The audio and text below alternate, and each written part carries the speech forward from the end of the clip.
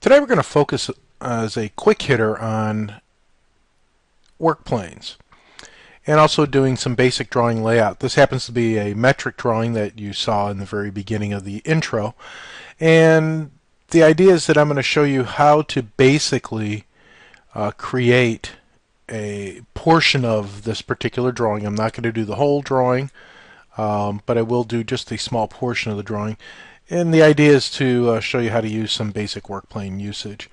So to start this particular drawing, we're going to have to work in the metric environment, and it's going to be a standard IPT, millimeters part. And we'll create the project under the student hinge area, I believe. Yeah, we'll do it under the student hinge project, metric, standard IPT, and we'll create it.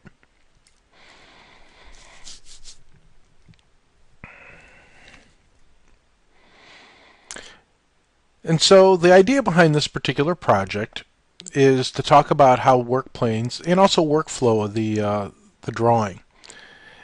And what I can do, and so I've brought the drawing up as a PDF file, and so it's going to go away and it's going to come back as I select the PDF selection. But this just gives you a reference of the drawing itself as we create it. So ultimately we have to begin by a sketch, and the goal on this, if I was creating a drawing like this, which way would you create the best sketch? Well, obviously if you worked from the top down, you wouldn't be able to get the unique curvatures and changes in it. So creating the sketch, you'll want to work from the side and create the sketch associated with it. So ultimately you'll want to create a brand new sketch, and you'll want to work on the sketch plane from the side, the YZ plane, as opposed to the Y or XZ. So we'll select the YZ plane, and sure, right hand, I'm going to rotate my right hand so my right hand is right side up when I create this. And what I'm going to do is I'm going to create some sketches. I'm going to create a general sketch of what the object looks like. And when we start that, I can work from the 0, 0 point and work from there, or I can move elsewhere. So if I start from the 0, 0 point and just create a sketch, and we're going to have a arc or a circle at this point, and let me go ahead and pan this over so it's out of the way when that pops up. So it goes in a diagonal, and then it has a little bit of an arc, and then it has another arc. So as we work here, we'll kind of go up here as an arc, and at that point we'll have to draw a circle in and make a tangent. Now we have another circle. So let's say, for example, we draw this, and then we create a new circle, and we can draw a circle anywhere, right? So it doesn't really matter where the circle goes, and we can use the geometric instruction of tangent and say, I want this circle tangent to that line. Oh, well, but they don't touch. So we can extend it. So it does touch. And, if we're looking at that, so that's one, then we got the other. And so what I'll do is I'll finish this off by just drawing a tangent line vertically here. And I can start it exactly at that right point. We'll just kind of draw that up. And we'll just call it that way. So I'm going to finish the line. And so I better trim this because I'm going to have to offset it to get the thickness. And so when you trim, we want to trim this arc. And that's looking kind of cheesy in there, but we'll probably put a fillet or something in here when we actually get to the design. And because that is not going to work very well. So what we can do is we can add the fillet in at this point. And the idea is that we can put a fillet. The radius here is 2 millimeters. When you look at that, I'm going to go ahead and do a 6.4 millimeter. And that's about a 1/4 inch. And so I'll choose fillet at 6.4 between there and there. And so now we've got a fillet in here at 6.4. The rest of this, I'm going to need to start offsetting. And so I need to do the offset command. And we need to offset this object a set distance. Now the set distance is what we can dimension in our design. And so with this, I can now start my dimensioning, and along with that, I'll bring the drawing back up here so we have a little bit of accuracy that we're working with. So as you're looking at this, the thickness that we're working with here and the distances are applied based on what side of the drawing we're on. So theoretically, we've got a 56 and a 32. So we've got a 32 unit to here, and then we got 56 to whatever here, you know, if it goes up and down or wherever we're at. And then we've got a 13 radius, and so we know that we've got some tangencies in there, so that was a circle. And that's 13, and it's 24 units up from the base at the bottom here. So again, just depending upon what we're doing, and this one happens to be a radius of 16 instead of 6.4. So if we did that and put in a radius of 16, what would happen? Well, it would really make this huge, because it would still try to keep all the distances. And then we'd have to put a dimension in here and say that there to there is 24. Yep, 24. I don't know what's going to happen here. And it may just fail. Yeah, see, because it wasn't designed to be able to be drawn like that. And because I put it as a fillet and not as an arc and did not give it enough constraints. So we're going to go ahead and put this back to 6.4. So it's happy. But what I can do is I can set this one up in the appropriate dimensions that we're working with. In this case, it's a radius of 13. We have an angle, but we don't know exactly what the angle is. But we do know that it's tangent to this particular position. And this one happens to be 56. And so that I can put in. So the dimension being 56 from here to here, and that one's actually 126. So let's go put it in as 56. And I kind of move that around. This dimension in here is 13.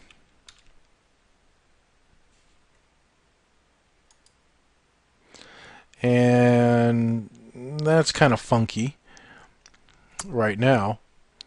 We're going to need to make this thickness. I think the thickness is 4 millimeters. But that will kind of play into our development here. And so the 13, the location of this, it's tangent to here. We know that that's 24. We know that this is 13. And so that radius of 13 also meets this radius of 24. We know, or excuse me, of this radius of 16. So this is 16 units to the radius location. So it's 16 units down from 24. So that would be 8 units up. And so let's go ahead and do a dimension of 8 units and see what happens here. Wow. That's working out pretty well. And then from there we got 32. Okay. And so this one is 32. And you can see how fast that this can get created.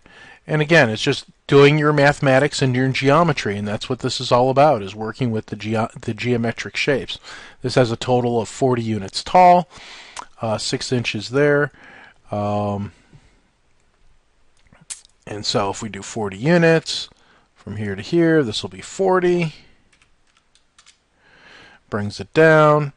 Again, the thickness, since we offset, will be standard throughout the whole drawing. Again, we're not going to work with the height because we didn't design that in. But now we've got this very unique curve. And here, let's see here, we have 18 units back to a hole, diameter of 4, 2x times r. So the radius here, so we have 2 times the radius, And so we know that the diameter is 4 on that. And so 2 times 2, which is the radius on this one. And it's 14 units long. And it's positioned 18 units from here. And we have a radius of 16 on the end, and that's 56 units from there. So it's 18 to the center of this one. So 1856 minus 18, we could do that, and we can lay it out. But here's the key. How do we lay it out and we cut this slot? Well, the easiest way to cut that slot is creating this as a 3D object first, extruding it, and then creating that particular environment. Let me do one more dimension. The overall dimension is 136, so let's go ahead and do a quick 136 overall. And again, this isn't meant to be exactly like our drawing. It's just to get us a little bit of a flavor of what the drawing looks like. And so we've got our basic shape. We're going to go ahead and finish the sketch, extrude it, and our extrusion distance, our thickness here, it says that that's a radius of 16, but I believe on this side it tells us that it's 12 units wide. And so we're going to go ahead and do a 12 units or 12 millimeter wide object. So now we've got to cut this slot. Well, this slot is like in the middle here of our object. Oops, sorry about that. And so it's right at the crease. It's right at the 56. It's right at that crease. 56 units back. This one's 32 was at the crease, along with 56. So what we need to do is set up a work plane. And we can do the work plane either on the bottom and cut it, or we can do the work plane on the top and cut it. In this case, it's probably easier to do the work plane on the bottom and cut it. And so I'll create a work plane, and it's going to be based on this surface. And so you saw how the work plane was created here, but what I also need to do is over in the browser there is the ability under Origin to choose the type of work plane, because even though I can choose a surface, I still need to choose the work plane itself, because the work plane itself could be, and it might be better to look at the home view here just to kind of, ooh, that's a funky home view.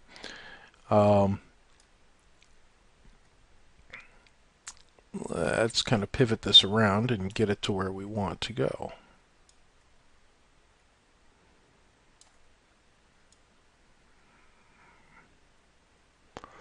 Okay, but you can see that I can either get a plane as an XZ, a YZ, which is vertical, or an XY, which is on the back. Well, I actually want the XZ plane.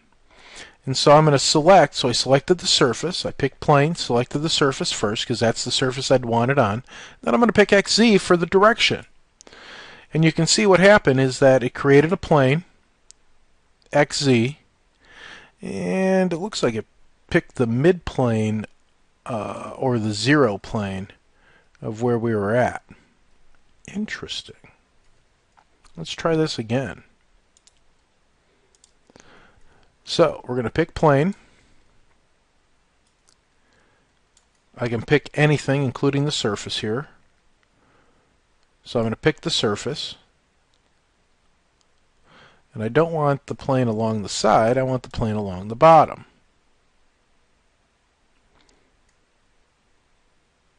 So I can pick the point along the bottom or the corner. I need to have two locating components, whether it's the surface and a corner or a surface and a plane. But the first time I did it, it picked the mid plane, which I believe was like the 0xz plane or the top. And I really wanted to get the bottom. So with the plane on the bottom now, I can choose to put a sketch on it.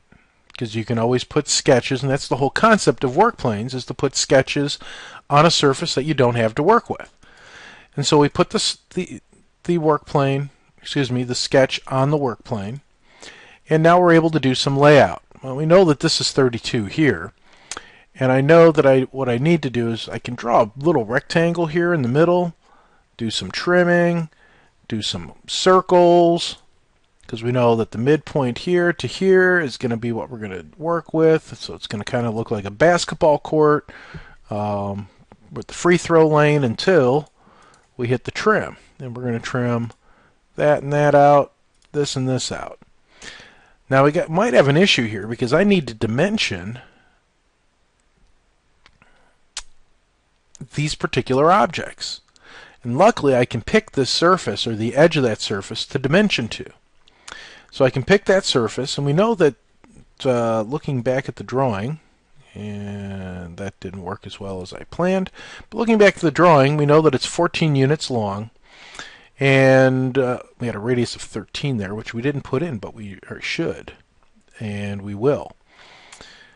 Go back and edit that in. So we have a 14 by 4, so we can easily dimension the 4. So that's 1.829. We need this at 2.0 for 4. So it's 4 units wide. Now I need to know 14 units long. So I'm going to pick here and here. And this will be 14. So that gets the size of the object. Oh, that was funky. I didn't like that at all. Let's make sure that this is all tangent. Because if it's not all tangent, it will do exactly what we didn't want it to do. So now that it's all tangent, if we change the value here, it should keep shape and just shrink. Before, it kind of rechanged the tangency positions and it changed the center location. Now we need to, since this is 14, we know that, is it 14 from end to end or center to center? 14 from end to end as opposed to center to center. And so we basically know that it's 10 in between the centers, which means that it would be 5 to the middle.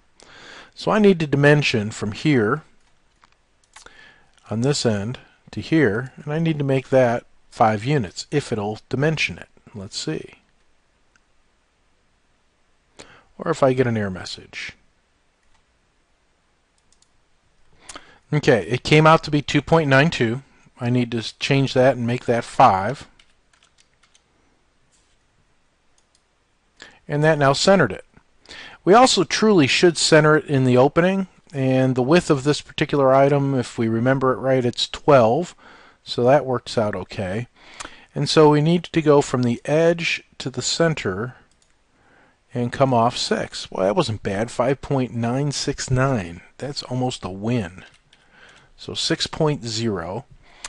And so now, just to give you an idea of what we're looking at in a three-dimensional sense, what I did was I created a work plane on the surface, and the surface geometry isn't there. So I can cut this through. And so now when I'm finished, I can extrude, use the cut profile. We can say that we want to extrude all the way through our product.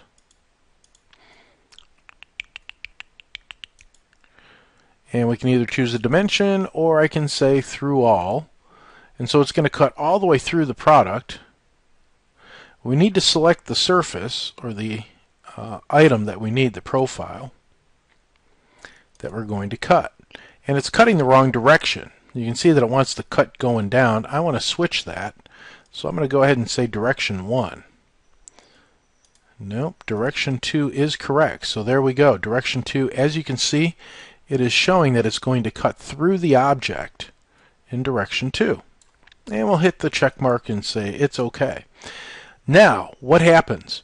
Well, I created this first extrusion, and we didn't put the fillet in. Could I put a fillet in now, or a radius of 13? Yes, indeed. As an object, I can go in and choose a fillet, and I'm going to say I want a fillet radius of 13. And what I want a fillet radius is this particular object. But I not only have to fill at the top, but I also want to fill at the bottom. Well, we know that the other object is 4 units bigger, so we're going to have to do a fillet radius of 17 on the bottom. Now I could do a fillet radius when we did our two-dimensional sketch, and I could actually edit that in. And that would be the second way to do this. So this is the first way, putting in a radius on the top at 13, calculating again that it's not a radius of 13 on the bottom, it's 4 units thicker, so it'd be a radius of 17. Or I can go back to the original sketch and say I need a fillet of 13, between here. Oops, sorry. Need a fillet between here and here. And I also need a fillet, and this time it needs to be 17 between here and there because of the difference in thickness. And when I hit Finish Sketch, it will automatically update, and it tells me that a radius to reference geometry, sketch constraint, we'll choose Accept, and it put in the fillet. It wasn't happy because I have actual geometry to that corner, and it takes away that corner. So we're going to get an error message because that corner is gone. So it probably is the best way is to put the fillet in at the very end once all the dimensions are set. That's about it from me on this one on basic work planes and layouts. But that'll get you started, and have a great day. Take care.